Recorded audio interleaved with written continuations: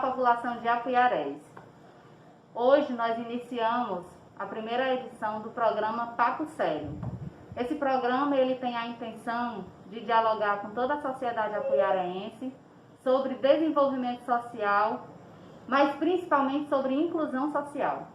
Esse programa eu vou estar sempre dialogando com alguém que está na sociedade, mas que enfrenta ainda a dificuldade de inclusão nessa sociedade que ainda é muito excludente, né? Então são diversos sujeitos que precisam ser olhados com mais cuidado, com mais zelo e compreender que nós temos uma sociedade diversa e que tem vários públicos que precisam ter uma atenção especial. Hoje eu estou aqui na residência da minha companheira, amiga Luciana Arraes, mãe dessa princesa, Ana Liz. Ana Liz é uma criança que nasceu com microcefalia e aí eu quero dialogar um pouco com você, Luciana, que tu traga como é viver em Apuiarés, como é viver nessa sociedade, tendo uma criança que tem necessidades especiais como a Ana Liz. Já agradeço a tua disponibilidade de conversar comigo. Bem, bom dia, Iris. Eu que agradeço a oportunidade. Acredito que toda uma população, todas as pessoas, elas têm que abraçar essa causa, né? Não é algo que seja de uma pessoa ou de uma mãe. Eu acredito que toda a população deveria sim olhar para essas crianças e para essas pessoas com necessidades especiais com outros olhos mesmo, né? O olhar mesmo inclusivo, abraçar, acolher, tá? Então eu agradeço a oportunidade. Graças a Deus eu sou muito grata que aqui no nosso município, em questão de exclusão em relação a olhares de outras pessoas, nós temos passado por menos problema do que outras pessoas na capital, tá? A gente vê muito isso, eu tenho acompanhado, faço parte, né? Sou da Associação Filhos de Bênção de Fortaleza, mas que acolhe muitas mães, de muitas crianças de todos os municípios, né? Juazeiro Norte, Quixadá, enfim. E eu tenho acompanhado muito esses relatos, então eu agradeço muito que aqui, ao menos, as pessoas, elas não, se tem algum tipo de preconceito, elas não demonstram tanto, né? Não sei se é por ser uma cidade mesmo menor, enfim, acredito que aqui nós temos esse diferencial, tá? Nunca passei por uma situação muito constrangedora em relação a preconceito com a Ana Liz. Quais são as principais dificuldades que tu enfrenta por ter uma criança com as necessidades especiais que tem a Ana Liz? Bem, eu estava justamente pensando, depois que eu recebi seu convite, eu fiquei pensando, ser mãe da Ana Liz foi mais difícil antes dela ter nascido do que depois que ela nasceu, né? Porque quando nós somos pegos de surpresa em receber um diagnóstico como esse, a gente não sabe o que é que a gente vai enfrentar, não sabe o que é que vem pela frente. E eu tive essa dúvida, essa questão antes dela nascer, e depois que ela nasceu, ser mãe dela foi me dando cada vez mais força para ir em busca de coisas que eu jamais imaginei que eu fosse precisar brigar. Depois que você entra no mundo de uma criança, de uma pessoa com necessidade especial, é que você começa a enxergar as coisas de uma outra forma, ver realmente essas necessidades. Você entra de cabeça num mundo que não lhe pertence e que na verdade já existia há tanto tempo, né? Então, depois que você entra, é que você vai perceber as dificuldades. As maiores dificuldades mesmo com a Ana Liz é em relação a direito, a políticas públicas, tá? Então, viver com ela é mais fácil do que eu ter que brigar por algo que é tão...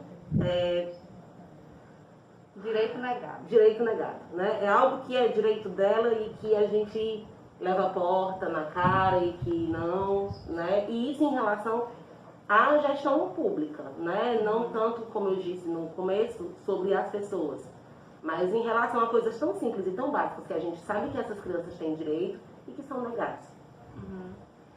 Você faz parte dessa associação e que tem possibilitado, Luciana, tu dialogar com várias outras mães, né?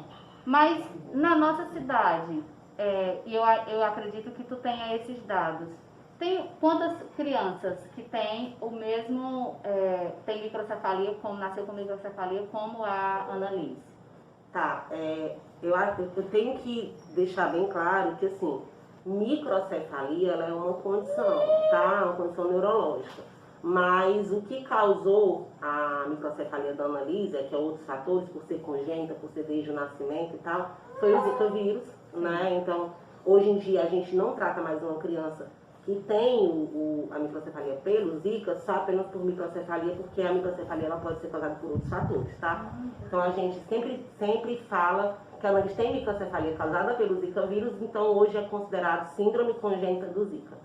Aqui no nosso município, crianças com a síndrome congênita, somos 3. A Annalise, a Vitória e o Samuel. 3 crianças. Perfeito. Eu acho muito bacana de trazer essa informação, porque é uma informação que muitas pessoas não têm, né? Eu, inclusive, não havia feito essa reflexão ainda, porque, na verdade, a microcefalia, eu sabia que ela poderia ser causada por outras questões, né? No caso das 3 crianças que têm Apuiarés, as 3 foi por Zika vírus? Isso, as 3 têm a síndrome congênita. Tem a síndrome congênita, beleza. Quais são as necessidades, assim, básicas, que em alguns momentos vocês precisam de fato de uma participação maior do Estado e da gestão pública para atender essas necessidades da Annalise? Tá. Uma das maiores dificuldades é a falta de profissionais especializados, porque assim, uma criança que tem síndrome congênita do Zika, como qualquer outra criança que tem essas necessidades especiais por ter uma condição neurológica afetada, é justamente a estimulação. Não é uma situação neurológica, um problema neurológico que tenha cura, mas que tem tratamento, para você realmente estimular essa criança a poder fazer alguma coisa na vida, a poder sentar. A Annalise tem 4 anos, ela ainda não senta, então ela ainda não pega em objetos, é bastante complicado. Então a gente sente essa falta, às vezes, de um profissional mais próximo, para que essas crianças elas não tenham que se locomover tanto. E quando eu falo essas crianças, eu não me refiro apenas às 3 crianças que possuem a síndrome congênita. Nós temos crianças aqui com autismo, nós temos crianças aqui com hidrocefalia, nós temos crianças aqui com paralisia cerebral, que precisam de 3 atendimentos que são muito básicos, que é a fisioterapia, a terapia ocupacional e a fono, né? E o pediatra, que tem que ter o acompanhamento, mas eles, que eu saiba, só vem de 15 em 15 dias. E, infelizmente, a única coisa que a gente tem aqui é a fisioterapia. Tá? A terapia ocupacional é uma das mais importantes e nós não temos. Então, quando a gente pede, para mim isso também é tão básico, quando a gente entra em contato com a gestão, que a gente pede que um profissional como esse seja contratado, que estava na resolução do NASF e que nunca foi contratado, né? Quando a gente faz esse pedido, é para abranger uma minoria que não pode ser esquecida, mas ela existe, tá? Então a gente vê, a gente tem que se deslocar, ocupando o carro, ocupando o motorista, gastando combustível, gastando óleo, tudo isso que um transporte, né, gasta para a gente se locomover para Fortaleza, para fazer uma terapia que poderia ter aqui, para abranger mais crianças, porque no final de tudo vai faltar o transporte, como já faltou diversas vezes, né? Vai faltar o motorista, como já faltou diversas vezes. Então, a gente pede, às vezes, coisas básicas que eles podem resolver na boa vontade, né? E eles não fazem. Então, isso para mim é assim, uma das coisas mais chocantes. Então, a gente, inclusive, tem conversado muito com a presidente da Associação Apuiarés Azul, porque é uma terapia, fonoterapia ocupacional, são terapias que são necessárias tanto para os nossos filhos com síndrome congênita, como para as outras crianças.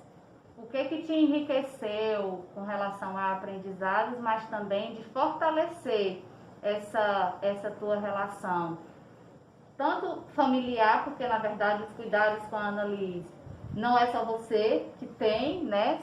Tem toda uma ajuda familiar nisso. Como a tua participação na associação, esse contato com outras mães, te ajudou nesses cuidados com a Annalise, mas também nesse contexto familiar das pessoas compreender que elas também precisam ter adaptações? É interessante porque, assim, eu acho que da nossa associação, são pouquíssimas mães que trabalham fora, né? A maioria delas abriu mão mesmo de carreiras profissionais, de se dedicar ao que é pessoal para se dedicar à vida da criança. Eu continuei trabalhando por questões óbvias, eu tenho que sustentar, mas ela não recebe benefício do governo, tá? Então, quem fica realmente mais com ela dentro de casa é a minha mãe e o pai dela, né, meu esposo. Mas isso tem, depois que a Ana Liz nasceu, que virou uma corrente, é uma família muito gigante, né? Nós temos mães de muitos municípios, eu conheci mães de outros estados, eu tive a oportunidade de conhecê-las pessoalmente, presidentes de outras associações. E assim, quando você vê, às vezes, você conseguir algo para o seu filho numa briga enorme, né? Levando para Ministério Público, levando para Justiça, enfim. E aí você tem a oportunidade de ajudar uma outra pessoa, né? Dando as mesmas informações, dando as mesmas dicas, isso é muito enriquecedor. Como eu disse, eu nunca pensei que eu fosse ganhar uma força tão grande em relação à luta, à busca, a entender. Então, eu aprendi dessa forma de que a gente tem que sempre estar se informando, buscando conhecimento, procurando direitos e que a gente não deve se calar jamais. Isso é uma coisa que eu tenho vivido muito e que eu tenho tentado fazer com que essas mães façam o mesmo, que elas não se calem. Uhum. Eu acho importante a Luciana trazer esses aspectos porque, de fato, a luta individual ela acontece e ela surte efeitos. Mas quando há uma organização, quando a gente se junta, isso tem um poder de mobilização e a demanda ela chega também para o Estado, para a gestão pública, com muito mais força. Então, eu tenho certeza, né, e a Luciana traz esse depoimento, do quanto foi importante e enriquecedor essa experiência também de estar no espaço de organização de outras mães que enfrentam desafios parecidos, às vezes iguais, né? Em meio a essa trajetória de ter uma criança e que tem, de fato, necessidades especiais. Então, o programa Papo Sério é para fazer a gente refletir mesmo. A sociedade ela é formada por diversos sujeitos que têm necessidades diferentes. E a Constituição ela nos garante que esses sujeitos eles precisam ter acesso a direitos, ter o acesso a políticas da forma que qualquer outro sujeito na sociedade tem. Infelizmente, não é isso que a gente vê acontecer. Por isso é que precisa ter a união, ter a organização para travar diversas lutas, às vezes por uma coisa tão fácil que a gente acha que poderia chegar, né? Então, no município de Apuiarés, nós temos diversas crianças, como a Luciana falou, que têm necessidades especiais e que precisam ser olhadas também pela gestão com muito cuidado, com muita responsabilidade. Porque não dá para a gente achar que trazer uma política pública para o município é atender às especificidades de todos os públicos. Não, você precisa olhar com cuidado, porque tem públicos diferentes, com especificidades diferentes. E a gente precisa pensar em políticas que cheguem a atender às necessidades de cada público.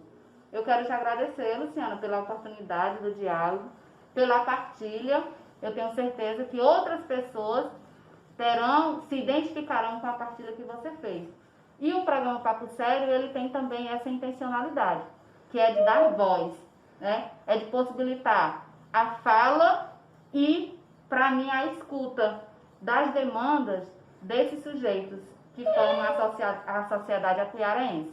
Obrigada, Iris. Eu que agradeço novamente. E só para finalizar, eu gostaria de dizer que é isso, é empatia. Uma das coisas mais difíceis, um dos sentimentos mais difíceis que as pessoas têm, né? Não é só falar da boca para fora, é realmente tentar se colocar no lugar do outro. E essas crianças, algumas minorias, não só crianças com necessidades especiais, mas tantas outras pessoas, tantas outras situações que sofrem esse tipo de exclusão, tem sim que ser olhadas cada um com o seu diferencial. Não pode ser algo tão coletivo, tão abrangente. Então, mais uma vez, obrigada pela oportunidade. Obrigada a todos vocês que nos acompanharam nessa edição do programa Papo Sério. Vida longa e feliz para Ana Liz. Amém.